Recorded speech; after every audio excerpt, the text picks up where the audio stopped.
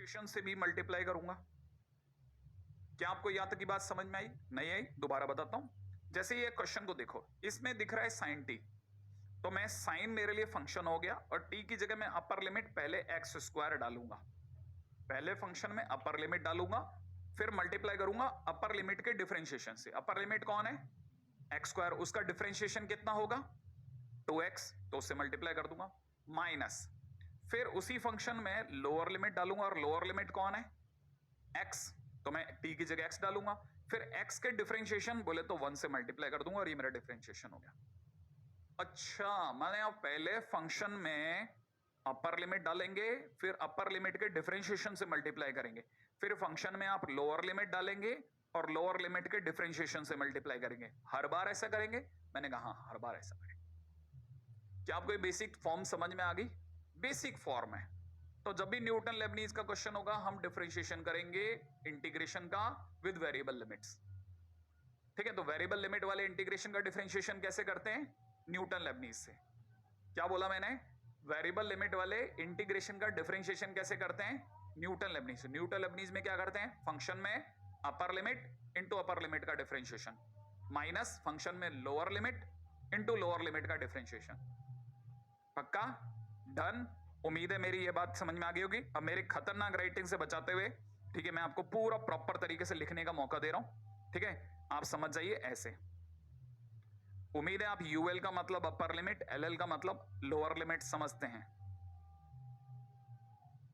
पास में ये वाला एग्जांपल बिखेर लीजिए। बहुत सिंपल सा एग्जांपल मैंने ले लिया। क्या यहां तक की बात आपको पकड़ में आ रही है? जैसा मैं एग्जांपल दिखाता जा रहा हूं, ठीक है, करते चलिए, आगे बढ़ेंगे। हाँ भाई, और जो एग्जांपल मैंने लिया वो भी बाई चांस किस्मत इस मामले में इतनी भयानक रहेगी, मैंने सोचा भी नहीं था यही एग्जांपल सामने आएगा। ठीक है, और आप इसकी जगह पे ये लिख लीजिएगा। ठीक है, साइन एक्स और एक्स का 1 या इंटू 1 कर दीजिएगा प्लीज। ठीक है, ओके। आई एक्सपेक्ट कि आपको थोड़ा सा आया, थोड़ा सा, है ना? चलिए फटाफट से आगे चलते हैं। आप मेरे को ये क्वेश्चन करके बताइए, क्या आपसे ये वाला क्वेश्चन हो जाएगा? उम्मीद है आप मेरी बात समझ गए होंगे कि ये कितना इंपॉर्टेंट है। ओके, हाँ भाई, क्या आपने एफ डैश एक्स बना लिया? पहले क्या बताया था फंक्शन के अंदर? पहले ई में टी हटाइए, अपर लिमिट डालिए, फिर इनटू अपर लिमिट का डिफरेंशिएशन करिए, माइनस फिर ई में टी हटाइए, फिर लोअर लिमिट डालिए, फिर लोअर लिमिट का डिफरेंशिएशन कर दीजिए। खत्म। अब क्वेश्चन है क्या? ये तो कर दिया एफ डैश एक्स। क्या आपको यहां तक की बात पकड़ में आ गई? ओके, अगर आपको ये वाली बात पकड़ में आ गई तो मैं आपको एक क्वेश्चन और दे दूं, चलेगा? है ना? देखिए, इस पे क्वेश्चन बहुत सुंदर सुंदर क्वेश्चन बने, कभी किसी टाइम पे इतने अच्छे अच्छे क्वेश्चन बने कि आप सोच नहीं सकते। ठीक है, जैसे मैं आपके सामने एक क्वेश्चन रख देता हूं, f x is equal to में इंटीग्रेशन के अंदर डाल देते हैं under root 1 plus t square dot d t, और यहां ले लेते हैं एक्स और यहां ले लेते हैं एक्स स्क्वायर माइनस एक्स। आपको एफ डैश एक्स बताना है, जल्दी से बताइए क्या होगा। हाँ भाई, फटाफट से एफ डैश एक्स में 10-10 सेकंड के क्वेश्चन है, मैं आपको फिर भी 20 सेकंड दे रहा हूं, बोनस टाइम चल रहा है। आंसर आने से पहले मैं आपको थम्स अप दे रहा हूं क्योंकि आपका बनने वाला है। बन जाएगा, सोच लीजिए। अगर आपका बन गया तो मैं बात करूं आपसे, पहले फंक्शन में जहां टी है उसकी जगह पे upper limit x square minus x का स्क्वायर मल्टीप्लाइड बाई, फिर अपर लिमिट का डिफरेंशिएशन 2x माइनस 1 माइनस, फिर फंक्शन के अंदर लोअर लिमिट t के स्थान पर लोअर लिमिट x, तो 1 प्लस एक्स का स्क्वायर और x का डिफरेंशिएशन 1, एफ डैश एक्स आ गया। क्या आपको यहां तक की बात समझ में आ गई? ये एफ डैश एक्स आ गया। बहुत सिंपल है, उम्मीद है आपका सबका सही गया होगा। मैंने पहले से ही थम्स अप दे रखे हैं आपको। अगले क्वेश्चन की बात करते हैं। अगला कहता है मोनोटोनिसिटी चेक करके बताइए। हम तैयार है बिल्कुल साहब, बिल्कुल 101% तैयार है इस पे बात करने के लिए। लेकिन पॉइंट ये है, मोनोटोनिसिटी में करते क्या है भाई? एफ डैश एक्स निकालते हैं और मोनोटोनिसिटी माने इंक्रीजिंग डिक्रीजिंग बिहेवियर। तो इंक्रीजिंग आया उसके लिए ग्रेटर देन इक्वल टू 0 कर देंगे, डिक्रीजिंग आया उसके लिए लेस देन इक्वल टू 0 करते हैं। सीधा सीधा कंसेप्ट है। तो अपन करते हैं सबसे पहले एफ डैश एक्स पे बात। एफ डैश एक्स जहां टी है 1/ln, टी की जगह पर lower limit x cube into फिर एक्स क्यूब का डिफरेंशिएशन 3x स्क्वायर, फिर 1/ln टी के स्थान पर लोअर लिमिट एक्स स्क्वायर और एक्स स्क्वायर का 2x। क्या ये बात सही है? अच्छा, ये वाली बात सही है तो फॉर इंक्रीजिंग लिख दूंगा, फॉर इंक्रीजिंग और ग्रेटर देन इक्वल टू 0 लगा देते हैं। क्लियर? अच्छा, अभी क्या क्या किया जा सकता है वो सोच लेते हैं। जो जो किया जा सकता है वो बता देता हूँ। पहले तो इसको ढंग से लिखा जा सकता है। इसको आप में से कई लोग देख सकते हैं, ये 3x² अपॉन में 3ln x लिखा है। समझदार व्यक्ति ध्यान से देखो। और ln x² का 2ln x लिखा जा सकता है, सोच लो। सही है, 2 हटा दो, ये काट दो। ओके, अभी भी आप में से कई लोगों को दिख गया होगा सर आप इसमें से कुछ कॉमन लेने वाले हैं। हाँ मैं लेने वाला हूं, 1/ln x कॉमन ले लेते हैं। चलो, x² - x दिख रहा है। ओके, ऐसा भी कर सकते हैं, या आप में से किसी ने ऐसा भी किया होगा, हो सकता है कि एलसीएम ले लिया और ln x और x² - x is greater than equal to 0। सही है। अच्छा, अब क्या किया जाए सर? अब आते हैं, हम इसे ज्यादा से ज्यादा क्रैक कर सकते हैं। x कॉमन लेते हैं, अंदर की तरफ x - 1, नीचे ln x। बहुत ध्यान से देखिएगा, ln x ऐसे दिखा देता हूं, greater than equal to 0। Inequality के केस में हम लोग हर बार क्या करते हैं? इनइक्वालिटी के केस में हम लोग हर बार सबके क्रिटिकल पॉइंट लिखते हैं। इस ब्रैकेट का क्रिटिकल पॉइंट, इस ब्रैकेट का सॉरी पिछले वाले का 0, इस वाले का 1, और ln x का क्रिटिकल पॉइंट बताओ। क्रिटिकल पॉइंट वो जगह जहां पर ये फंक्शन 0 हो जाए। कहां log x कहां 0 होता है? 1 पर। तो इसका क्रिटिकल पॉइंट 1, इसका क्रिटिकल पॉइंट 1 है, इसका 0। इसका मतलब ये कि मैं नंबर लाइन पे 0 और 1 लिख दूं। क्लियर है? लेकिन मैं आपसे जानना चाहता हूं, क्या आपको पता है, आप भूले तो नहीं है प्लीज, 1 कितनी बार आया? इसका मतलब उसकी डिग्री कैसी? इवन। और इवन डिग्री वाले x साइन को चेंज नहीं करते। इसका मतलब राइट हैंड साइड पे अगर प्लस ले रहा हूं तो यहां पे भी प्लस रखना पड़ेगा, क्योंकि 1 2 बार आया, जबकि x ये 0 एक ही बार आया, माने एक ही ब्रैकेट ने दिया है, एक ही ब्रैकेट ने दिया है, माने और डिग्री का है। इसका मतलब फाइनली हमें क्या चाहिए? हमें तो ग्रेटर देन इक्वल टू 0 माने पॉजिटिव की दरकार है। और पॉजिटिव कहां से कहां तक है? 0 से 1, 1 पे रोकना पड़ेगा, क्योंकि 1 अगर भाई कहानी में आ गया, x की जगह अगर 1 आ गया तो कहानी रुक सकती है। फिर आगे चलता हूं, राइट है, डन। ओके, फाइनली अगर देखा जाए तो हमारे लिए आंसर कहां से कहां तक चला? हम लोगों के लिए आंसर बन रहा है x बिलोंग्स टू 0, ठीक है, और 0 पे क्लोज लिया जाता है।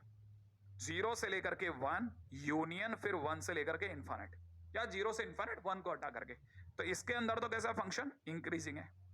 अच्छा, साथ में एक और चीज पे भी गौर कीजिएगा, क्योंकि कहानी में ln x है, क्योंकि कहानी में ln x है। अब ये बड़ा शानदार कमेंट मारने वाला हूं, देखें आप में से कितने लोग, यहां मैंने कहा ना ये चैप्टर है ना सीधा एडवांस में मिलाता है। हाँ, इसका छोटे छोटे क्वेश्चन बहुत बहुत घुमाव रखेगा, और ये घुमाव सिर्फ एक टीचर से एक स्टूडेंट तक ही जा सकता है। देख मेरे भाई ध्यान से सोच, ln x में, ln x कहानी में, इसका मतलब ये कि उसका डोमेन x ग्रेटर देन 0 है, माने सारी कहानी 0 के उस तरफ चलेगी। नेगेटिव नंबर आप छुआ तक नहीं सकते। और आपको पता होना चाहिए, आपने अपनी कहानी में 0 पे क्लोज लगाया, वो लॉग को पसंद नहीं आ रहा होगा, तो पहले तो इसे ओपन करो। तो ये ओपन 0 से 1 हो गया, क्यों? क्योंकि अदरवाइज लॉग रो देगा, एफडेस एक डिफाइंड होना बंद हो जाएगा। इसका मतलब ये कि ओपन 0 से 1 होगा और फिर 1 से इन्फिनिट होगा। हाँ, एक और बात, अब दूसरी बात सुनो, आगे की बात तो और भी मस्त है। 0 से इन्फिनिट में आपने अगर 1 भी हटा दिया तो 1 तो वैसे भी उसके डोमेन में नहीं आ रहा था, एफडेस एक्स के डज नॉट एग्जिस्ट हो रहा था।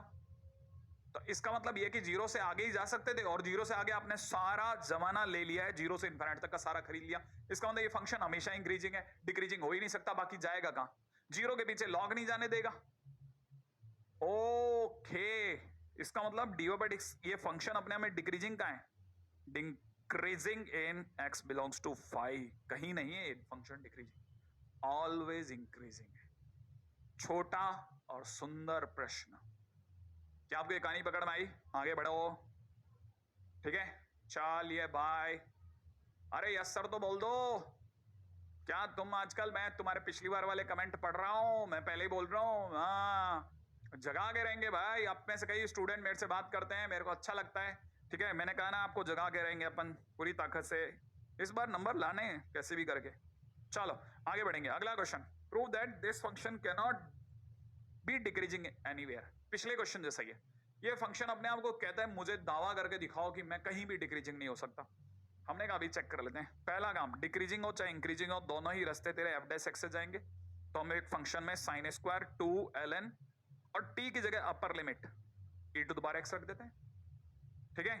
अच्छा, -3 sin 2 टाइम्स ln t की जगह अपर लिमिट रख देते हैं, ठीक है, +2 ये अभी तक तो हमने क्या किया, हर टी की जगह, पहले याद है ना अपर लिमिट फंक्शन में हर टी की जगह अपर लिमिट, फिर अपर लिमिट का डिफरेंशिएशन माइनस, फिर फंक्शन में लोअर लिमिट, हर जगह पे टी की जगह क्या रखूंगा 1, फिर 1 का डिफरेंशिएशन, याद है ना, पहले तो 1 रखूंगा, हर टी इज इक्वल टू, हर टी की जगह 1, हर टी की जगह 1, सही है, पहले तो हर टी की जगह 1 रखूंगा, फिर 1 का डिफरेंशिएशन 0, याद आ रहा है, हाँ 1 का डिफरेंशिएशन 0, इसकी वजह से सारा 0 हो जाएगा, तो लिखने की जरूरत नहीं है। उम्मीद आप बात समझ गए। ये हमारा एफ डेस एक्स फाइनली सुंदर सुंदर शब्दों में लिख देता हूं, e to the power x sine square 2 ln x e की पावर x, और अचानक से पता नहीं क्या हुआ 2x रह गया, कोई बात नहीं कर रहा, किसी बच्चे को कोई बता ही नहीं रहा है क्यों रह गया, सारे लोग चुप बैठे हैं, क्यों रह गया भाई, कोई बताओ तो सही हमें, क्या आखिरकार ln e की पावर x का ln और e कहां चले गए सर, जो भी है पता नहीं, कोई बता नहीं, ट्यूटर भैया भी बेचारे चुप बैठे हैं। ठीक है, फिलहाल e की पावर x मैंने 2 बार लिख दिया, तो उसे 1 बार कर देना। हमारे पास क्या आ गया, एफ डेस एक्स। फंक्शन ने कहा कि मैं डिक्रीज होना चाहता हूं, ओके चलो, तो डिक्रीज होना चाहते हो तो लेस देन इक्वल टू 0 दे दो, चेक कर लेते हैं, checking interval of decrease, decrease होने का इंटरवल चेक करते हैं। आइए, अगर डिक्रीज होने का इंटरवल चेक करना है तो लेस देन इक्वल टू 0 करा, लेस देन इक्वल टू 0 करते सबसे पहले हाथ खड़ा करेगा e की पावर x, कहेगा भाई मेरे तो खानदान में कोई नेगेटिव पैदा नहीं हुआ, 0 पैदा नहीं हुआ, अपन तो सब पॉजिटिव हैं भाई, ओके तो e की पावर x पॉजिटिव, जाओ तुम, है ना, फाइनली ये फंस गया, ओके। अब ये जो कुछ भी है, पता नहीं मेरे को हल्की सी फीलिंग है T square minus 3t plus 2 जैसा है, अंदर अंदर से फील आती है, तो हमें पता है इसका जो क्रैक होगा वो अपने आप में t माइनस 1 t माइनस 2 होगा, मैंने इसको तोड़ दिया, sine 2x minus 1 sine 2x minus 2 less than equal to 0 कर दो, और जैसे मैं ऐसा करूंगा 2 ब्रैकेट देखते दिमाग में आएगा भाला भाला फंक्शन की, और इसका मतलब साइन 2x अपनी वैल्यूज में फंस गया, कहां से कहां है, 2 से 1 के बीच। हाँ भाई, अब देखा जाता है एफ डेस एक्स अगर by the way less than equal to 0 तो अपने को ये तो पता चल गया कि साइन 2x को 1 से 2 में होना है ना। अच्छा, ये बात पक्की है कि इसकी पूरी कहानी में साइन 2x जो है, अरे साइन 2x एक्चुअल में साइन थीटा ही तो है, वो कम से कम इतना तो श्योर है किसी गरीब से गरीब आदमी को पता होगा 1 से बड़ा तो नहीं होता, तो इसका मतलब ये बात पक्की है कि वो 1 से लेकर के और 2 के बीच में कहीं नहीं जा सकता, ये बात श्योर हो गई, क्योंकि एफ डेस एक्स मुझे साइन 2x तक लेके आया और इनइक्वालिटी ने मुझे साइन 2x 1 से 2 में दिया, और 1 से 2 में भी मैं इसको लेके श्योर हो गया कि 1 के आगे और 2 तक नहीं जा सकता, क्योंकि 1 के आगे जा नहीं सकता, तो एक पॉसिबिलिटी क्या बचेगी जब sin 2x 1 हो जाए, अच्छा तो only possibility is, the only possibility is sin 2x is equal to 1। हाँ सर, sin 2x 1 चलेगा, ओके, लेकिन एक बात तो सोचो मेरे भाई, अगर sin 2x 1 हो भी गया तो at sin 2x is equal to 1 जो आपका एफ डेस एक्स होगा वो 0 ही तो होगा। अरे sin 2x के 1 होने पे एफ डेस एक्स 0 हो जाएगा, और एफ डेस एक्स अगर 0 हो गया तो इंक्रीजिंग डिक्रीजिंग नहीं होता, वो तो अगर लेस देन 0 होता तो इंक्रीजिंग डिक्रीजिंग होता। आप रख के देखो sin 2x की जगह 1, तो आपको पता चलेगा दोनों ब्रैकेट का मल्टीप्लिकेशन आपको एफ डेस एक्स 0 दे देगा। हाँ सर, इसका मतलब f dash x 0 equal to 0 होगा, it implies that function is not decreasing anywhere, ये अपने आप में कहीं पर भी डिक्रीजिंग नहीं है, क्योंकि अगर डिक्रीजिंग होना तो लेस देन 0 का एक तो कहीं कंटेंट रखता, कहीं पर भी नहीं है पॉसिबिलिटी, तो इसका मतलब ये बात तो पक्की है कि ये फंक्शन ज्यादा से ज्यादा इक्वल टू 0 हो सकता है, दैट्स इट, इससे ज्यादा कुछ नहीं हो सकता, ओके। और अगर by the way equal to 0 हो गया तो हम इसके लिए हानि भरेंगे, ओके। तो मेरा ना ख्याल है शायद आप में से सभी लोग जो हैं वो इस बात को समझ गए होंगे कि कहानी लेस देन इक्वल टू 0 में, लेस देन 0 की तो बिल्कुल नहीं है, इक्वल टू 0 को फिर भी हो सकता है, और इक्वल टू 0 को हम डिक्रीजिंग नहीं बोलने वाले, सही है। ये न्यूटन लेबनीज का देखो हमने पहला एप्लीकेशन देखा, चलिए आगे बढ़ते हैं, नेक्स्ट क्वेश्चन की ओर चलते हैं भाई, है ना। नेक्स्ट क्वेश्चन क्या कहता है, देखिए अगले क्वेश्चन की बात करते हैं साहब। अगला क्वेश्चन दे रखा है, ये फंक्शन अपने आप में एक इंक्रीजिंग फंक्शन है, तो इसके लिए ए और बी की कंडीशन बताइए। ओके, अगर बाय द वे फंक्शन अपने आप में इंक्रीजिंग फंक्शन है, एज लिख लेते हैं फटाफट से, as function is increasing implies इसका F dash X is greater than equal to 0 होगा। तो मैं इसका एफ डेस एक्स सोच रहा हूं, मेरा एफ डेस एक्स मुझे 3x square plus 2ax plus b plus में 5 into 2 sine x cos x की तरफ लेके जा रहा है, ठीक है ना। और इंक्रीजिंग है तो ग्रेटर देन इक्वल टू 0 लगाना बनता है। अच्छा देखिए, ये अपने आप में 3x स्क्वायर प्लस में 2ax प्लस b प्लस में साइन 2x तक लेके गया। ओ ऐसा समझ लेते हैं 5 टाइम्स साइन 2x। उम्मीद है यहां तक भी आप में से हर एक जना मेरे साथ सहमत होगा। अब जो मैं लिखने जा रहा हूं वो मेरे लास्ट लेक्चर की आखिरी लाइन से रिलेटेड है, और मैंने एक बहुत इंपॉर्टेंट नोट आपके नोट में डलवाया था। देखिए नोट्स बनाने बहुत जरूरी है, आप इस बात को मान जाइए।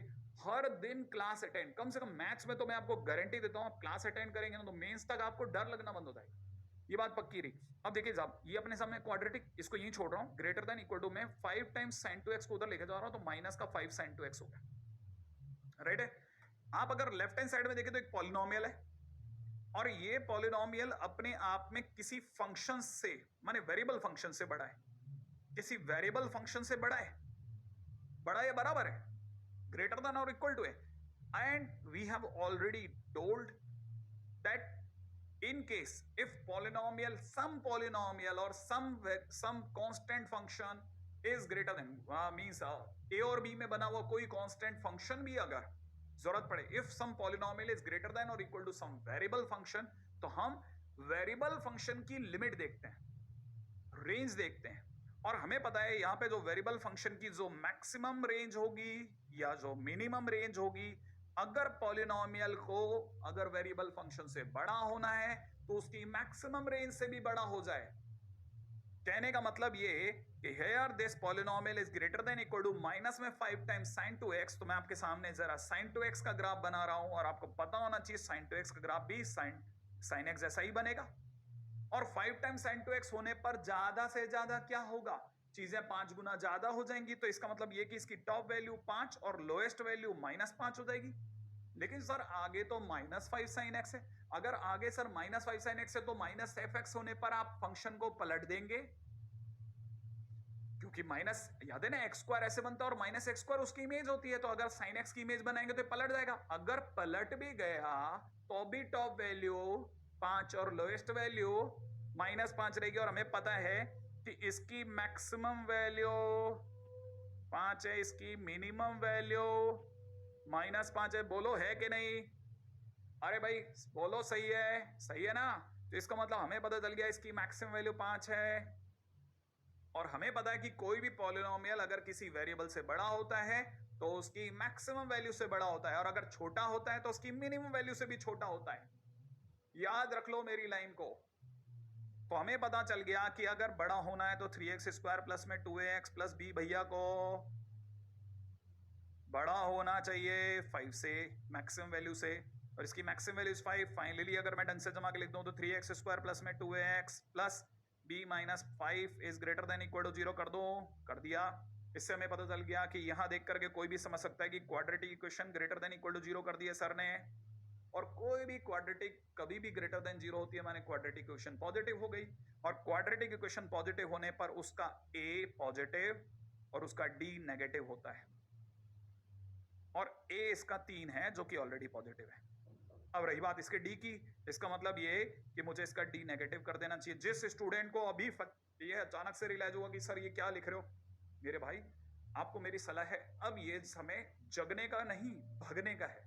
माने अब मेरे साथ क्वेश्चन नहीं करो ये कैसे हुआ, अब ये कि सर ऐसे हुआ, मैं इसके आगे याद रखूंगा, ठीक है। तो D less than 0, 4a square minus 4 into 3 into me minus 5 is less than 0। 4 और 4 कॉमन लेके काट दिया, a square minus 3b plus का 15 less than 0 is required condition for function to increase करने के लिए। अब ये रिक्वायर्ड कंडीशन होगी। क्यों क्यों क्यों, पहले आप लिखते चलो, मैं नीचे से बताता हूं। सोचना, जब तक आप लिखोगे मैं ये बता दूंगा, ध्यान से सोचिएगा। अगर ये लेस देन 0 हुआ तो ही डी नेगेटिव होगा, क्योंकि डी नेगेटिव होने पे ये आया। माने ये अगर लेस देन 0 हुआ तो डी नेगेटिव होगा, अगर डी नेगेटिव हुआ तो ये quadratic greater than equal to 0 होगी, और ये क्वाड्रेटिक अगर ग्रेटर देन इक्वल टू 0 होगी, इसका मतलब ये जो एफ डेस एक्स है वो ग्रेटर देन 0 होगा, और अगर f dash x greater than equal to 0 होगा तो फंक्शन क्या होगा? इंक्रीजिंग। इसका मतलब फंक्शन इंक्रीजिंग होने के लिए नीचे वाले का लेस देन 0 होना, माने उस कंडीशन का फुलफिल होना जरूरी है, और ये वो रिक्वायर्ड कंडीशन है। ये जबरदस्त क्वेश्चन है, इसे समझते चलिए, ठीक है। क्वेश्चन कई बार थोड़ी थोड़ी भ्रांतियां लेके आएगी, थोड़े कंफ्यूजन्स लेके आएगी, but not necessary to trap with those confusions. कैसे भी करके आप अपने आप को सिखाए रखिए, बनाए रखिए, दौड़ में जमाए रखिए और आगे भगाए रखिए। अगले क्वेश्चन की तरफ चलते हैं मेरे दोस्त, अगर आपने समझदारी से ले लिया हो, ठीक है, ओके। अब जरा अगले क्वेश्चन की तरफ देखते हैं साहब। अगले क्वेश्चन में हमारे को क्या दे रखा है वो देखिए। ये फंक्शन अपने आप में एक स्ट्रिक्टली इंक्रीजिंग फंक्शन है, ठीक है ना। मैं आपको याद दिला दूं, स्ट्रिक्टली इंक्रीजिंग होने पर, है ना, कोई भी फंक्शन के स्ट्रिक्टली इंक्रीजिंग होने पर क्लियर है f dash x greater than equal to 0 होता है, जहां इक्वल टू 0 माने इक्वालिटी, इक्वालिटी होल्ड होती है for points, discrete points only.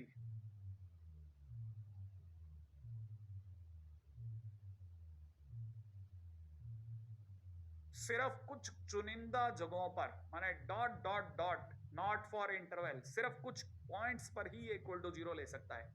इसीलिए हम इक्वल टू 0 को बहुत लिमिटेड करके इजाजत देते हैं। एनीवे, अभी क्या करने वाले सर? एफ डेस एक्स करने वाले हैं। चलो सर एफ डेस एक्स करते हैं। आप चलो साइन एक्स का डिफरेंशिएशन सोच लो, कॉस एक्स, इसका 2a कॉस 2x, है ना, माइनस में कॉस 3x, प्लस में 2a, और कहानी में स्ट्रिक्टली इंक्रीजिंग इसलिए ग्रेटर देन इक्वल टू 0। बोलो ना, ये सही है? एफ डेस एक्स एकदम बराबर है, सोच लो, अरे देख लो भाई, चलो ओके। तो मेरा अंदाजा ख्याल है इसको देख करके किसी को ऑब्जेक्शन नहीं होगा कि मैंने एफ डेस एक्स यही लिखा है, राइट है। अब यहां आकर के बहुत मेजरली आपको डिसाइड करना है, जो मैं आपको सिखा रहा हूं वो बड़े ही ध्यान से सुनना, जो सिखाता जाऊं बड़े ध्यान से देखते जाना कि क्या मैं सिखा रहा हूं। आपने अगर ध्यान से देखा तो आपको पता चलेगा कि मैंने अचानक से cos 3x का हिसाब बदल दिया, ठीक है ना, लेकिन cos 2x को कुछ नहीं कहा। क्यों नहीं कहा बताता हूं।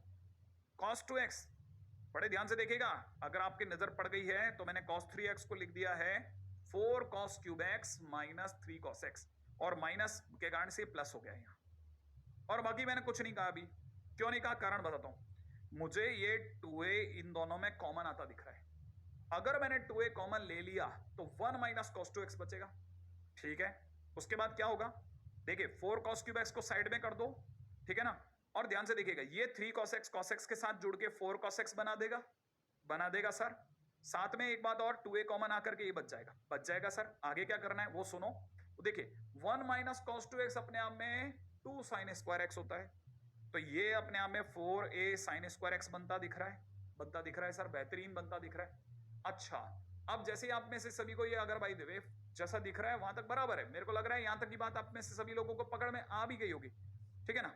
अब देखिए ये क्योंकि क्वेश्चन अपने आप में स्ट्रिक्टली इंक्रीजिंग है तो ग्रेटर देन इक्वल टू 0 कर रहा हूं, साथ में मैं 4 cos x कॉमन ले रहा हूं, पहले दो से अंदर छोड़ रहा हूं 1 माइनस cos स्क्वायर x, सोच लो, प्लस में 2a इंटू ये मिलाकर के हो चुका है 4a sin स्क्वायर x।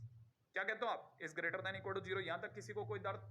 सबको ये बात समझ में आ गई कि हाँ सर ये सही है? तो उम्मीद है आप में से कोई भी बुरा नहीं मानेगा अगर बाय द वे मैं इसको 1 माइनस cos स्क्वायर x को हटा करके यहां लिख दूं sin स्क्वायर x, अगला स्टेप भी दिखने लग गया।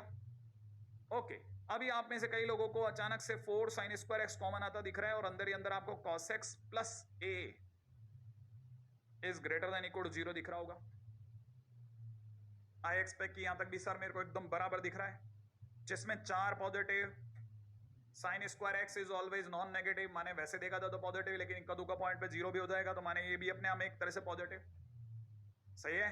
इसके बारे में कुछ भी पता नहीं है, ये श्योर नहीं है, तो इसे घेर लेते हैं। क्यों? क्योंकि अगर देखा जाए तो बाकी दोनों तो हाथ खड़ा कर दिया कि साहब हम तो पॉजिटिव हैं और मैं तो नॉन नेगेटिव, इवन मैं तो पॉजिटिव होने के साथ 0 पे भी राजी हूं, ठीक है ना। तो इन दोनों को हमने कहा आप निकलो, क्योंकि पॉजिटिव का इनइक्वालिटी में क्या रोल, इसका मतलब इनइक्वालिटी में क्या रह गया, a plus cos x is greater than equal to 0।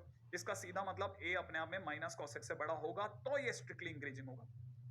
और मैंने क्या कहा था, a या b में कभी भी कोई फंक्शन दे रखा हो या पॉलिनोमियल किसी वेरिएबल से बड़ा हो तो उसकी मैक्सिमम और मिनिमम लिमिट चेक करो। तो a अपने आप में अगर माइनस cos x से बड़ा है तो तुरंत प्रभाव से लग जाओ और सोचो कि इसका मैक्सिमम कितना, तो आपको पता चलेगा कि माइनस cos x का ग्राफ देखिए। क्या आपको याद है, क्या आप सोच सकते हैं कि आपके पास इतना जबरदस्त दिमाग है कि माइनस cos x का ग्राफ ये होता है, पहचानो। माइनस cos x कैसे निकाला, cos x को पलट दिया। ओके, बताओ टॉप वैल्यू सोचो, टॉप वैल्यू 1, मिनिमम वैल्यू सोचो -1। सर क्या ये बात सही है? ओके, तो देखो a को अगर बड़ा होना है तो इसकी मैक्सिमम वैल्यू, इसकी मिनिमम वैल्यू, तो a को अगर बड़ा होना है तो बड़े से बड़ी वैल्यू से बड़ा हो, छोटा होना तो मिनिमम वैल्यू से छोटा होना चाहिए। तो a को अगर माइनस cos x से बड़ा होना है तो a must be greater than equal to 1। तो इसका मतलब ये है कि अगर बाय द वे फंक्शन को इंक्रीजिंग होना है तो a को माइनस cos x से बड़ा हो रहा है, इसका मतलब a को हमेशा कैसा होना पड़ेगा, है ना, a को हमेशा बड़ा होना पड़ेगा 1 से। अगर a 1 से बड़ा हो गया तो फंक्शन स्ट्रिक्टली इंक्रीजिंग हो जाएगा। That's it, question finish. फटाफट फटाफट कॉपी कर लें, मैं दोबारा से तब तक कुछ छोटी छोटी चीजों को रिवाइज करवा देता हूं, ठीक है। पहली बात, इसमें कोई शक नहीं, f dash x, f dash x, f dash x, f dash x correct. बाद में cos टू x को छोड़ करके इसको इसकी बेसिक फॉर्म में बदल लिया, 4 cos cube x cos cube x, तब तक 2a में से 2a कॉमन ले लिया, 1 माइनस cos टू x ने अपनी तरफ से sin x छोड़वा दिया, sin स्क्वायर x। फाइनली हमारे पास ये रिलेशन आ गया। और इस रिलेशन के अंदर भी अगर देखा जाए तो 4 sin स्क्वायर x कॉमन ले लिया, अंदर ही अंदर क्या बचेगा, cos x plus a is greater than equal to 0। Okay, next point की ओर बढ़ते हैं। आई एक्सपेक्ट ये वाली कहानी अभी आपको थोड़ी थोड़ी पकड़ में आने लगी होगी कि ये क्या कहानी है, किससे ग्रेटर देन पे क्या चल रहा है। मैं इतने क्वेश्चन आपको करवा दूंगा कि धीरे धीरे आपके दिमाग में जमने लग जाएगा। रेडी, चलो आगे एक और क्वेश्चन करते हैं, बड़ा मस्त सा। ओके, अब चलते हैं अगले क्वेश्चन की तरफ। और अगला क्वेश्चन देखिए, बड़ा गजब का क्वेश्चन कहता है, फाइंड ए। आगे जाने से पहले, पढ़ने से पहले बता दूं, भाई एडवांस लेवल का क्वेश्चन है, उस लेवल का दिमाग, उस लेवल का दिमाग कोशिश करना अवेयर हो जाए। मतलब क्लास में भी अगर हम लोग ऑफलाइन क्लासेस में भी करवाते हैं, ठीक है ना, तभी मैं आपको बताता हूँ, मतलब हाईएस्ट लेवल जिसे कहते हैं ना स्टूडेंट्स हो, जिसे कहते हैं ना मैच्योरिटी का, वो यहाँ चलने लग जाता है स्टूडेंट का। सबसे पहले देखिएगा, इसका ठीक है क्रिटिकल पॉइंट चाहिए, एक क्रिटिकल पॉइंट। क्रिटिकल पॉइंट वो जगह होती है जहां पे f डैश x या तो 0 हो या डज नॉट एग्जिस्ट हो, सही है ना। तो मैं आपको ये बता दूं, मुझे बहुत खुशी होती है बताते हुए कि cos x और sin x दोनों ही हर जगह डिफरेंशिएबल है। माने ये डज नॉट एग्जिस्ट का केस तो फेल हो गया सर, माने f डैश x 0 ही होगा। तो पहली बात हमने क्या किया, बड़ा सिंपल सा काम किया, ये फंक्शन है हमारा और हम समझते हैं कि वन क्रिटिकल पॉइंट का मतलब f dash x equal to 0 होगा। फॉर वन मतलब क्रिटिकल पॉइंट के लिए f डैश x 0 होना चाहिए, तो याद रखना for a critical point f dash x equal to 0, साफ लिखा हुआ है। अब क्या करना है, अब हम चलते हैं f डैश x की तरफ। चलो बताओ जल्दी से, आप ही बता दो f डैश x कितना होगा, cos टू x का माइनस का sin टू x, और a तो कांस्टेंट बाहर ही रहेगा। अरे दोबारा देखो, a साइलेंट, a तो कांस्टेंट है, cos टू x का माइनस sin टू x और 2x का 2 से मल्टीप्लाई कर लो और sin x का cos x। तो मैंने इसका डिफरेंशिएशन ये हो गया, तो क्या बुराई है, क्रिटिकल पॉइंट है तो इक्वल टू 0 कर दिया। अब हम ज्यादा से ज्यादा क्या कर सकते थे, हम ज्यादा से ज्यादा ये कर सकते थे, sin टू x की जगह पर इसको हटा करके 2 sin x cos x लिख लेते हैं। अगर ऐसा कर भी लिया तो फाइनली हमारे पास f डैश x ये आने वाला है। कोई भी देख करके समझ जाएगा कि इस पूरी कहानी में से सर माइनस का 4 cos x, माइनस का cos x सॉरी कॉमन ले सकते हैं। अगर मैंने कॉमन भी ले लिया तो यहां से हो जाएगा 4a sin x plus 1 equal to 0, right है। अच्छा, इससे दो बातें समझ में आएगी, ये दो चीजों का मल्टीप्लिकेशन 0 दिया हुआ है, ये दो चीजों का मल्टीप्लिकेशन 0, वो लेवल जगह ना आप अपने दिमाग में, दो चीजों का मल्टीप्लिकेशन 0 दिया है। और इसमें cos x पे जब हमने हाथ रखा भाई तुमने कहीं 0 दिया है, क्योंकि दोनों ने मल्टीप्लाई होकर 0 दिया है, तो तुमने दिया होगा या तुमने दिया होगा। तो cos x के सामने अगर हमने इक्वल टू 0 रखा तो हमारे को पता है कि cos x equal to 0 x is equal to pi by 2 पे है, x is equal to pi by 2 0 से पाई में आता भी है, और उस जगह पे cos x 0 होगा।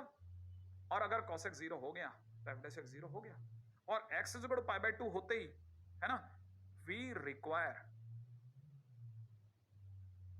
one critical point, and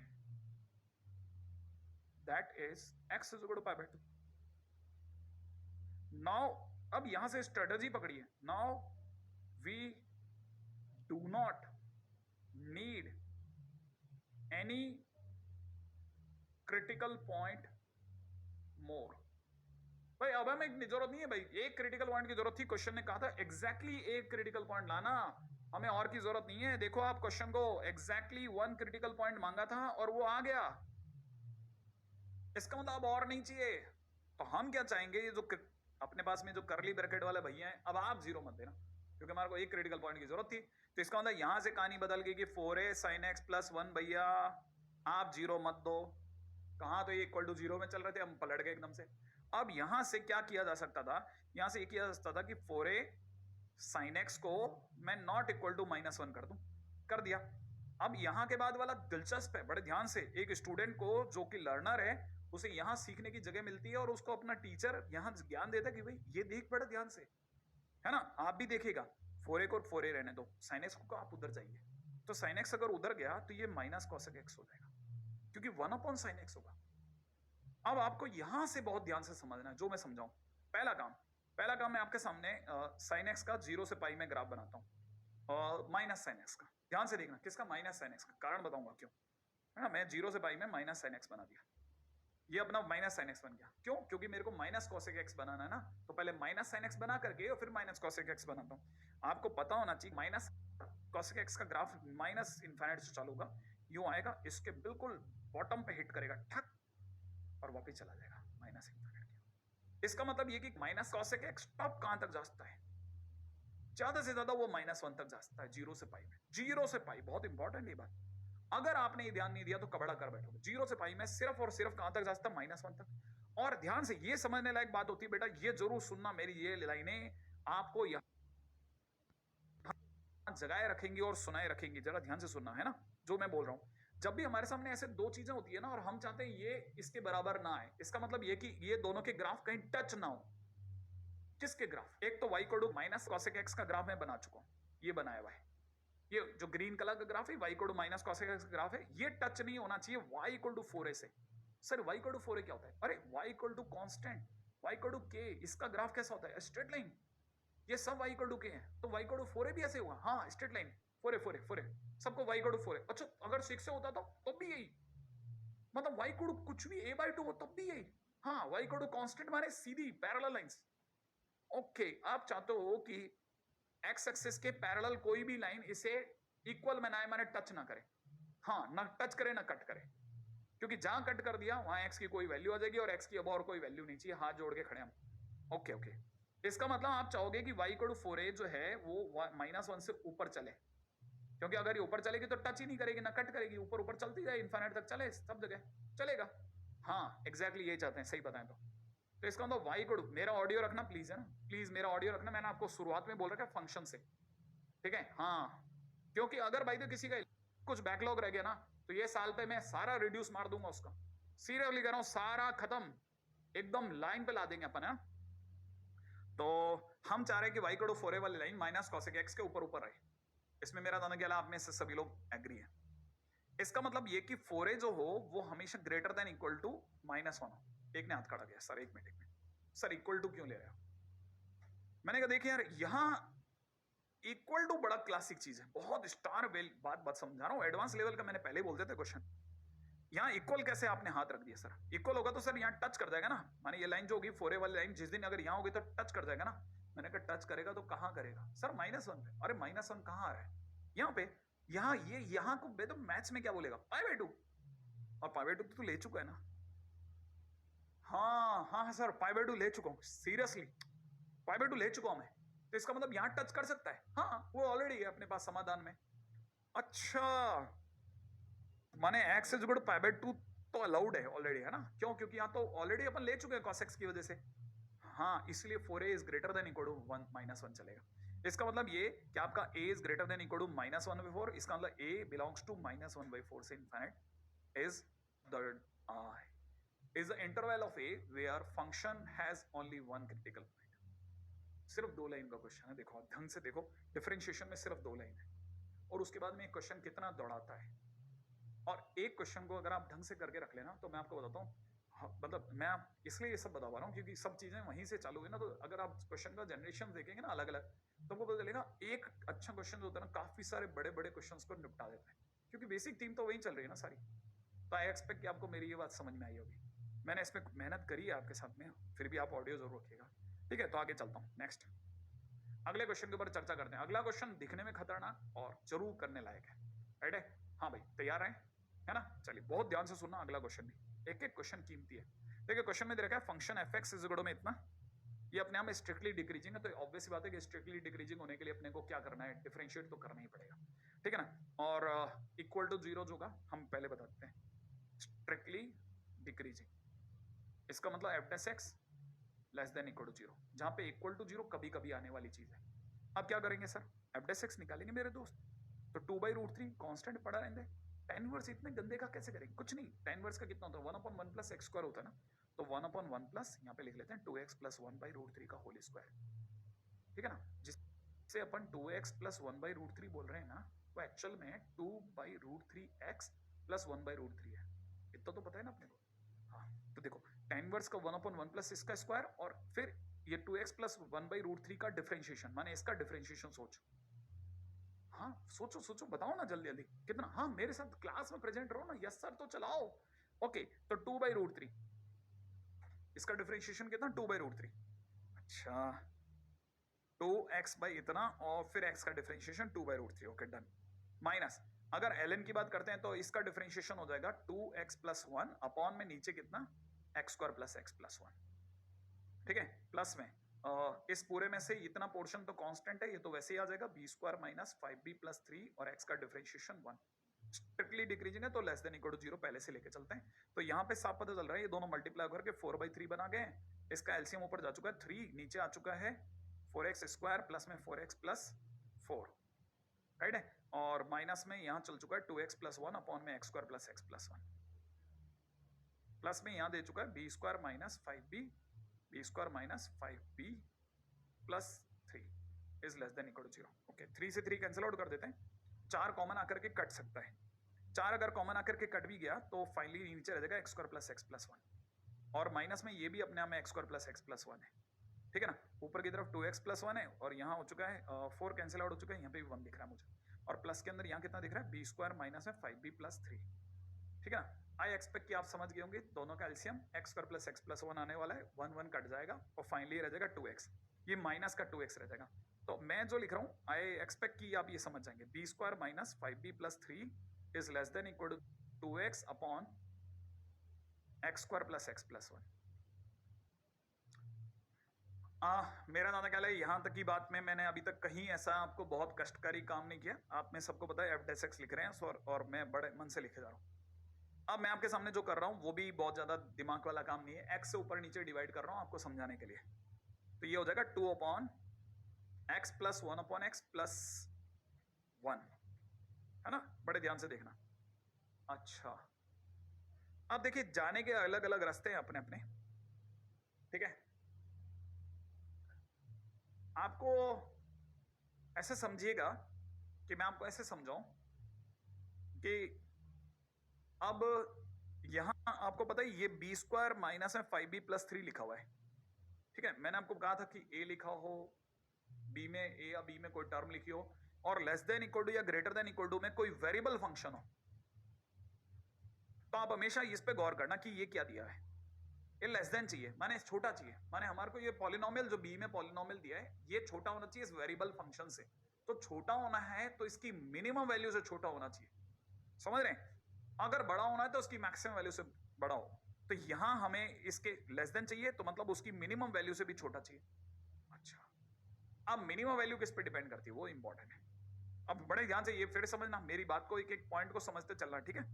हमारे को पूरी कहानी का मिनिमम चाहिए, अच्छा उसमें 2 मैक्सिमम है, 2 कांस्टेंट है और ये सब डिनोमिनेटर में, तो हमारे को पता होना चाहिए कि एक्चुअल में हमें पूरी कहानी का मिनिमम तो चाहिए, लेकिन वो मिनिमम तब आएगा जब ये जो वेरिएबल है ना, इस पूरी कहानी में वेरिएबल एक्स के हाथों में है, दिख रहा है आपको, बड़े ध्यान से देखना स्क्रीन पे, बिल्कुल मेरे बाजू में देखते चलोगे सब दिखता जाएगा, तो आपको दिखेगा कि ये जो जिसका हमारे को मिनिमम चाहिए उसमें x ब्लू ब्रैकेट में, और x जिस दिन मैक्सिमम होगा, माने ये जो x प्लस 1/x जिस दिन मैक्सिमम देगा ना, तो मैक्सिमम में एक जुड़ेगा पहले, +1 होने की वजह से मैक्सिमम 1 जुड़ेगा और बड़ा हो जाएगा, और जितनी बड़ी क्वांटिटी 2 में भाग लगाएगी उतना छोटा आंसर आएगा, क्योंकि ऊपर कौन है 2, तो 2 में जितनी बड़ी क्वांटिटी का डिवीजन लगेगा, जितनी बड़ी क्वांटिटी का डिवीजन लगेगा उतना छोटा आंसर आएगा, क्योंकि बड़ी क्वांटिटी का डिवीजन से और छोटा होता जाएगा और छोटा होता जाएगा, तो जितनी बड़ी मैक्सिमम क्वांटिटी का डिवीजन लगेगा उतना ज्यादा छोटा आंसर आएगा। छोटे को इंग्लिश में बोलते हैं मिनिमम, और हमें मिनिमम ही चाहिए। इसका मतलब ये कि हम पूरी ताकत से इस x प्लस 1/x का मिनिमम मैक्सिमम ढूंढने में लगे हैं, क्योंकि भाई जितना बड़ा होगा, डिनोमिनेटर बैठा आदमी जितना बड़ा होगा उतना फाइनली बड़ी वैल्यू से डिवाइड लगेगा और छोटा आंसर आएगा। ओके ओके, मेरा ऑडियो जरूर रखना प्लीज, है ना, ध्यान से। अब यहाँ पे फिर समझना, अब कहानी में हमें x प्लस 1/x के पीछे जाना पड़ गया, तो मैं आपको यहाँ पे बताना चाहूंगा कि x प्लस 1/x जो होता है वो हमेशा 2 या 2 से छोटा होता है x के पॉजिटिव होने पर, ठीक है, x के पॉजिटिव होने पर। और अगर x अपने आप में नेगेटिव हो तो x प्लस 1/x जो होता है वो हमेशा, सॉरी मैं गलत बोल गया, x अगर पॉजिटिव हो तो x प्लस 1/x हमेशा 2 से बड़ा होता है, और अगर by the way x negative हो तो हमेशा -2 से छोटा होता है, ठीक है ना। अच्छा, इसका मतलब समझना, इसका मतलब ये कि x प्लस 1/x की दौड़ या तो 2 के उस पार है इनफाइनाइट तक, या फिर -2 के इस पार है माइनस इनफाइनाइट तक, और हमें ये x प्लस 1/x किसमें दे रखा है, अपॉन में। अच्छा, लेकिन साथ में सर +1 भी है। ओके, अगर मैंने इसमें एक जोड़ा, अगर मैंने इसमें +1 करा तो ये 3 हो जाएगा, मैं दोनों तरफ +1 करूंगा, और अगर इसमें +1 करा तो ये -1 हो जाएगा। तो ये जो -2 है इसकी जगह में -1 लिख रहा हूं, और इसकी जगह 2 की जगह में 3 लिख रहा हूं। तो मतलब x plus 1/x, x plus 1/x plus 1 जो है वो अपने आप में -1 से माइनस इनफाइनाइट है, या फिर 3 से इनफाइनाइट है। अब यहां बिल्कुल प्लीज जरूर ध्यान से, फिर से एडवांस लेवल की छोटी छोटी बातें चल रही हैं। अब हमें ये पूरा चाहिए 1/, में समझ रहे हैं आप, ये मेरे को कैसे चाहिए 1/, में क्लियर है। आई एक्सपेक्ट ये वाली बात आपको अगर पकड़ में नहीं आया तो मैं आपके सामने वाकई में इसका ऐसा करता हूं, ये अपने आप में या तो -1 से माइनस इनफाइनाइट में चाहिए, या फिर x प्लस 1/x प्लस 1 हमें 3 से इनफाइनाइट में चाहिए। सोच लो, ये बात तो सत्य है। ओके, अब मैं इसको 1/, कर रहा हूं। अगर मैंने 1/, करा तो 1/x plus 1/x plus 1, sorry 1/x plus 1/x plus 1 करने पर, यहां पे भी 1/x प्लस 1/x प्लस 1 करने पर, है ना, यहां पे भी 1/-1 होगा, और यहां पे 1/- इनफाइनाइट होगा, और यहां पे 1/इनफाइनाइट होगा, और यहां पे 1/3 होगा। सोच लेना, आई एक्सपेक्ट ये बात समझ में आ गई होगी। और यहां दिमाग लगाओ, infinite is a very large quantity to positive side, and minus infinite is also a very large quantity to negative side। लेकिन चाहे इनफाइनाइट हो चाहे माइनस इनफाइनाइट हो, दोनों ही बहुत लार्ज क्वांटिटी हैं।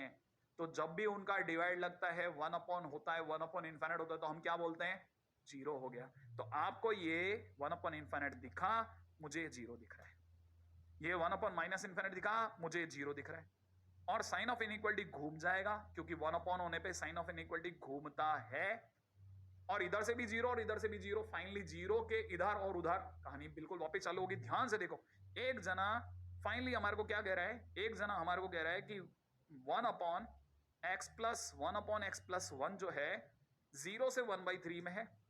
कहां से कहां में, 0 से 1/3 में, मैं आपके सामने दिखा रहा हूं 0 से 1/3 में पॉजिटिव साइड में, और दूसरा जरा कह रहा है कि वो 0 से -1 तक है। इसका मतलब ये आपका जो x प्लस 1/x प्लस 1 है ना, 1/x प्लस 1/x प्लस 1 जो है वो अपने आप में डोल रहा है 1/3 से -1 के बीच। 0 को एक्सेप्ट मत करो, 0 को छोड़ दो एक बार के लिए। आपको ये कहानी पकड़ में आ गई कि यहां से यहां तक में, okay okay okay okay okay okay. अब लेकिन सर हमारी कहानी में तो ऊपर 2 है, आपने 1 लिख लिया है। ओके, मैं 2 से गुणा कर देता हूं, 2 से गुणा करते 2/3, यहां पे -2 पक्का। ओके, इसका मतलब पूरी कहानी -2 से 2/3 में। हाँ, अब फाइनल हो गया कि पूरी कहानी कहां से कहां में, -2 से 2/3 में, और हमारे को पूरी कहानी का मिनिमम चाहिए, और मिनिमम कहां है, -2। ओ, तो इसका मतलब ये कि आप अगली लाइन में b² - 5b + 3 is less than equal to -2 लिखोगे।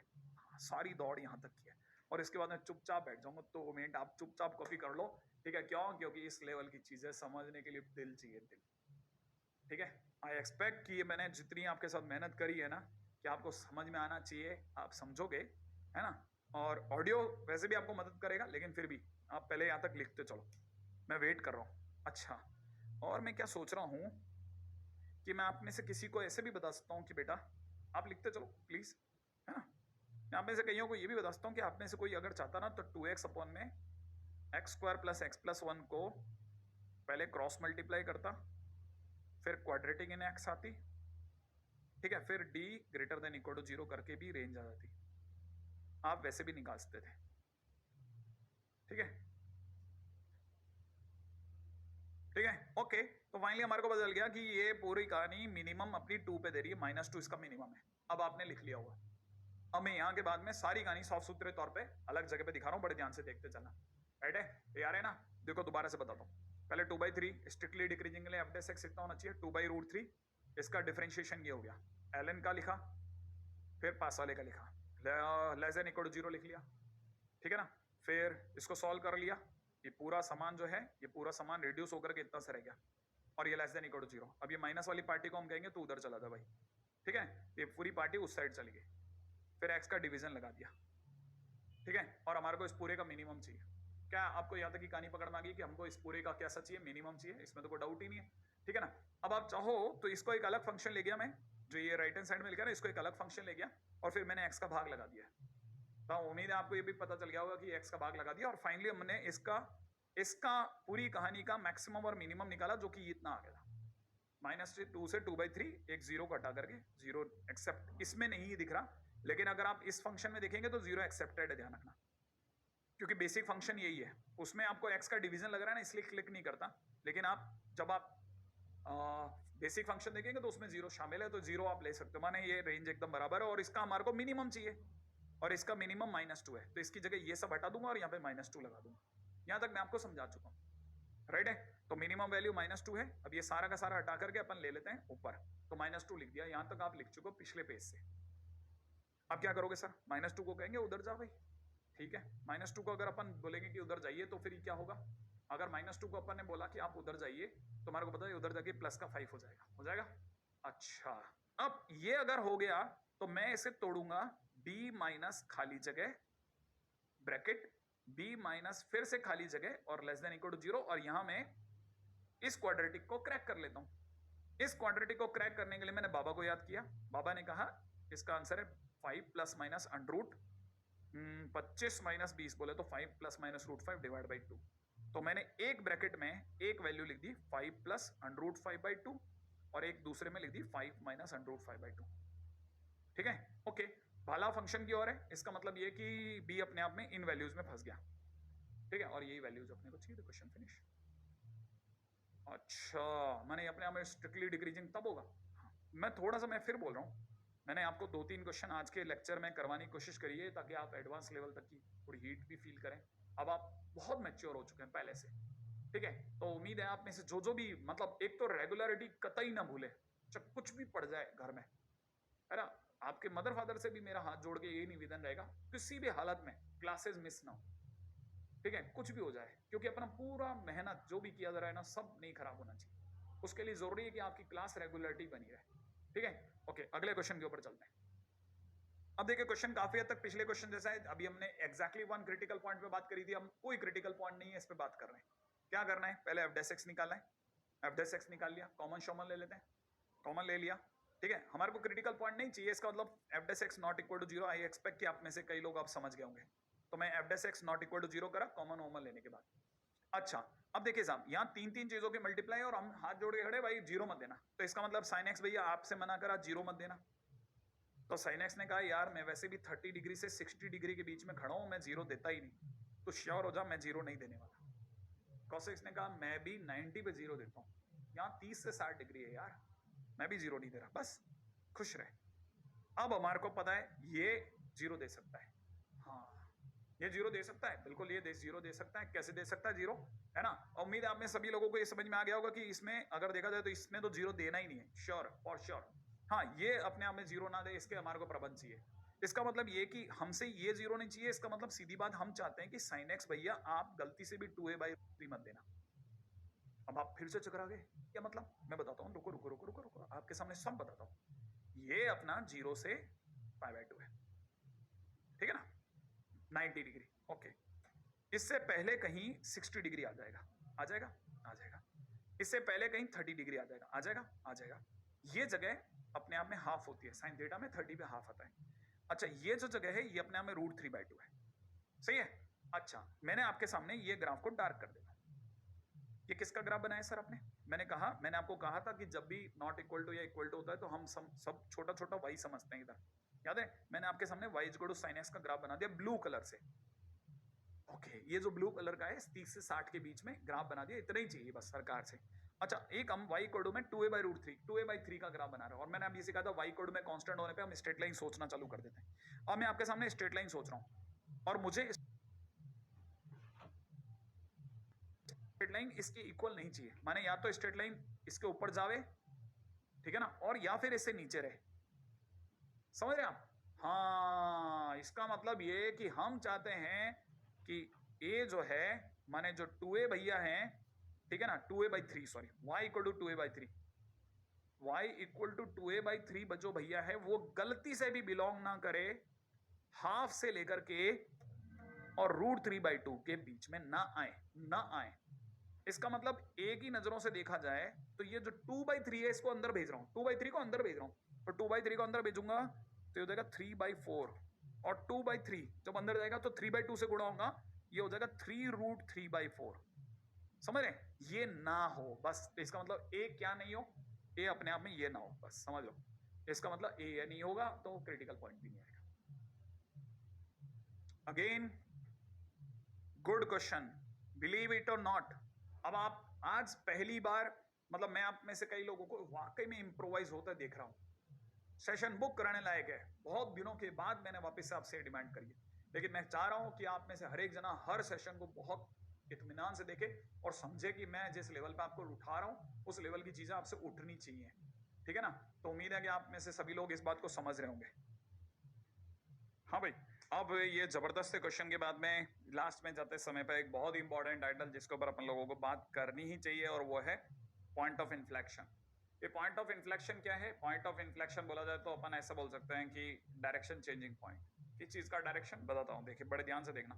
अगर पॉइंट ऑफ इन्फ्लेक्शन की बात करी जाए तो मान लेते हैं जैसे कोई x = c करके कोई वैल्यू है जिस पर जिसे हम लोग फंक्शन को देख रहे हैं कि फंक्शन लगातार है। पहले तो फंक्शन का कंटिन्यूस होना जरूरी है, दूसरी बात क्या कि टेंजेंट जो है इस x = c पे एग्जिस्ट करना चाहिए, ठीक है ना। अच्छा, और दूसरी बात क्या, इस पॉइंट के लेफ्ट और राइट में, माने इससे पहले और इसके बाद में f"x जो है उसका साइन चेंज होना चाहिए। साइन चेंज होना चाहिए कहने मतलब ये कि या तो उससे पहले d2y/x² पॉजिटिव और उसके बाद में नेगेटिव हो जाए, या नेगेटिव और पॉजिटिव हो जाए। अगर d2y/x² की वैल्यू पॉइंट के लेफ्ट और राइट में, माने पॉइंट के पहले और बाद में अगर सेम बनी हुई तो फिर पॉइंट ऑफ इन्फ्लेक्शन नहीं बोलेंगे। पॉइंट ऑफ इन्फ्लेक्शन कब बोलेंगे? पॉइंट ऑफ इन्फ्लेक्शन कब बोलेंगे? जब d2y/x² माने f"x अपना साइन चेंज कर ले, ठीक है ना। एक पहली चीज जो सबसे पहली जरूरत है कि f"x अपना साइन चेंज करे, तब हम कहेंगे कि वो जो x = c पॉइंट है ना वो अपने आप में पॉइंट ऑफ इन्फ्लेक्शन है। दोबारा बोल देता हूं, x = c पे फंक्शन का कंटिन्यूस होना जरूरी है, वहां पे टेंजेंट का एग्जिस्ट करना जरूरी है, और दूसरी बात क्या कि जो उसका सेकंड डेरिवेटिव है उस पॉइंट पर वो c के लेफ्ट और राइट माने पहले और बाद में अपना साइन चेंज करना चाहिए, एक बात। दूसरी बात, पॉइंट ऑफ इन्फ्लेक्शन की एक डेफिनेशन ये भी है कि ये एक बड़ा ही खतरनाक जगह है जहां पर जो टेंजेंट है, माने इस x = c पे बनने वाला टेंजेंट बड़ा इंटरेस्टिंग किरदार निभाता है। क्या कि इस x = c पे बनने वाला टेंजेंट जो होता है वो फील कराता है जैसे कि वो टच करे बगैर गया, उल्टा कर्व को क्रॉस करके गया है। ऐसे कैसे हो सकता है? दिखाता हूं आपके सामने, देखिए ना, एक y = में x³ करके ग्राफ लेके आता हूं आपके सामने। अगर बाय द वे उसका डिफरेंशिएशन करूं तो 3x², दोबारा करूं तो 6x होगा, राइट है ना। अच्छा, अब मैं x = 0 पे दिखा रहा हूं, अगर मैंने x इज इक्वल टू 0 पे बात करी तो ये x इज इक्वल टू 0 है। x इज इक्वल टू 0 पर अगर मैं 0 से जरा सा आगे चलता हूं तो मैं 0 प्लस एच होऊंगा। अगर मैंने 0 प्लस एच रखा तो ये 6 times 0 plus H which is positive. क्यों? क्योंकि एच पॉजिटिव है, तो जो भी आपका सेकंड डेरिवेटिव हुआ d2y/dx² वो कैसा निकला? पॉजिटिव निकला। लेकिन अगर आप पीछे जाते हैं तो पीछे जाने पर आपको पता होगा 0 माइनस एच होगा, और अब की बार ये 6 into 0 minus H minus 6 minus का 6h बनेगा, और माइनस का 6x कैसा है? नेगेटिव। इसका मतलब ये कि यहां पर d2y/dx² कैसा निकला? नेगेटिव। माने 0 एक ऐसा पॉइंट बन गया जिससे पहले सेकंड डेरिवेटिव नेगेटिव था और उसके बाद में सेकंड डेरिवेटिव पॉजिटिव हो गया। क्या ये बात दिख रही है आपको? इसका मतलब ये कि 0 यहां पर क्या है? डायरेक्शन चेंजिंग पॉइंट है। माने अगर आप ग्राफ में भी देखेंगे तो 0 के बाद दिख रहा है आपको ग्राफ ऊपर की तरफ ऐसे मुड़ रहा है, और उससे पहले इस तरह से मुड़ रहा था। और आपको याद होगा मैंने बता रखा था कि अगर ये डिश एंटीना अगर होता तो इसका जो एंटीना है वो ऊपर की तरफ दिखा रहा होता और यहाँ पे एंटीना नीचे की तरफ दिखा रहा होता, तो हम यहाँ कहते हैं कॉन्केविटी डाउन है, और उसके बाद में कॉन्केविटी अप है, और कॉन्केविटी डिपेंड करती है सेकंड डेरिवेटिव माने d2y/dx² पर। जब कॉन्केविटी अप होती है तो d2y/dx² पॉजिटिव होता है। आप चाहो तो चेक कर लो, अपना पॉजिटिव ही आया था, देख लो यहाँ पर, सही है। उसी प्रकार से यहाँ पर सेकंड डेरिवेटिव नेगेटिव है। इसका मतलब ये कि 0 एक ऐसा पॉइंट है which is direction changing point, ठीक है, और वैसे भी दिख रहा है। अच्छा, यहाँ टेंजेंट क्या है सर? ओके, अगर आपको टेंजेंट बताऊं तो मैं आपको कहूंगा कि टेंजेंट के लिए dy/dx इज इक्वल टू 0 रखो, आपको x इज इक्वल टू 0 मिलेगा, ठीक है ना। x इज इक्वल टू 0 पे dy/dx 0 आ रहा है, माने ये टेंजेंट है, ये जो लाइन है ना ये टेंजेंट है। अब ये टेंजेंट देखिए किस तरह का टेंजेंट, आप सोचो कि ये अपना कर्वेचर है y is equal to x³ की अगर हम लोग चर्चा करते हैं ना, y is equal to x³ में ये है, और अगर आप ध्यान से देखिए जो टेंजेंट है वो इसको यूं क्रॉस करके जा रहा है, ऐसा लग रहा है ना क्रॉस करके गया। ये क्रॉस करके नहीं गया, पीछे से निकल गया। इस दौरान में ये मुड़ रहा था, ये इस तरह से मुड़ रहा था। देखिए ये हाथ अभी यूं है कॉन्केविटी अप के लिए, ठीक है, या यूं समझिए ये कॉन्केविटी डाउन है अभी, ठीक है ना। अब ये 0 आया और ये मुड़ा, ऐसे मुड़ रहा है, दिख रहा है आपको? ये देखो ऐसा, ये इधर अभी कॉन्केविटी डाउन है, अब 0 के करीब जा रहा है, जाते जाते ये इधर मुड़ा, और इस दौरान में आप फिर से कहानी भी देखिएगा, बड़ी मस्त सी। ये टेंजेंट यूं आ रहा है, ठीक है, अभी ये टेंजेंट यूं है, ये 0 के आसपास आते आते आते पीछे से निकल गया। आपको समझ में आया? ये कहानी बड़ी क्लासिक कहानी है। माने ये टेंजेंट इसको बिल्कुल ऐसे यूं आएगा और ये पीछे से निकल जाएगा। माने इसको ये क्रॉस करे करता हुआ फील हो रहा है, लेकिन हो नहीं रहा क्रॉस। हाँ, ये कैसे जा रहा है? बिल्कुल साइड से निकल रहा है। तो इसका मतलब ये कि यहाँ पर टेंजेंट जो होता है वो हमेशा साइड से निकलता है, टच करते हुए। एक बात। अब अगले पॉइंट पे बात करते हैं, इसके बाद व्हाट नेक्स्ट, ठीक है। क्या ये सिर्फ x³ की है अंदर ही है? नहीं नहीं, क्या बात कर रहे हो, आपके पास में sin x का अगर मैं ग्राफ दिखाऊं ना, तो sin x का ग्राफ 0 पे देखिए आप, 0 के बाद कॉन्केविटी डाउन, 0 के पहले कॉन्केविटी अप। माने ये वो पॉइंट है जहां पे कॉन्केविटी चेंजिंग पॉइंट है, माने पॉइंट ऑफ इन्फ्लेक्शन है। अच्छा, 0 पॉइंट ऑफ इन्फ्लेक्शन है? नहीं नहीं, पाई भी है, देखो ना आपके सामने, पाई के पहले देखो कॉन्केविटी डाउन, याद है ना, डिश एंटीना का एंटीना नीचे, यहाँ पे डिश एंटीना का एंटीना अप। हाँ, ये भी पॉइंट ऑफ इन्फ्लेक्शन है, तो इसका मतलब 2 पाई भी होगा। हाँ, जितने भी पॉइंट हैं ये सारे के सारे ज्योमेट्रिकली अगर देखा जाए तो यहाँ पे जो ग्राफ है ना वो अपना क्या चेंज कर रहा है? कर्वेचर चेंज कर रहा है, और कर्वेचर अगर चेंज कर रहा है तो पॉइंट ऑफ इन्फ्लेक्शन होगा ही होगा। तो इसका मतलब ये कि मैथमेटिकली पॉइंट ऑफ इन्फ्लेक्शन वो पॉइंट होता है जहां पर f∬x अपना साइन चेंज करे। मैंने कहा नहीं, मैथमेटिकली अगर बात करी जाए ना तो हम ये कहते हैं कि पॉइंट ऑफ इन्फ्लेक्शन जो होता है वो पॉइंट होता है जहां पे सेकंड डेरिवेटिव 0 हो रहा हो या फिर डिफाइंड नहीं हो रहा हो, परंतु टेंजेंट जरूर एग्जिस्ट कर रहा हो, ठीक है ना। हाँ, उससे पहले और उसके बाद में f∬x अपना साइन चेंज करे। एक सेकेंड, आप ये कहना चाह रहे हो सर कि पॉइंट ऑफ इन्फ्लेक्शन पे d2y/dx² 0 होता है? पहली चीज मैंने कहा यस, ओके। और दूसरी चीज ये कि जो आपने कहा हो सकता है d2y/dx² डज नॉट एग्जिस्ट हो, हाँ संभव है ये भी हो कि हो सकता है तो 0 या डज नॉट एग्जिस्ट हो। तीसरी चीज ये कि सर टेंजेंट जरूर एग्जिस्ट करेगा, tangent should exist, yes exactly, tangent exist करेगा ही करेगा, ध्यान रखना। अच्छा, और चौथी बात क्या कि जो आपका d2y/dx² है that should change sign, should change its sign,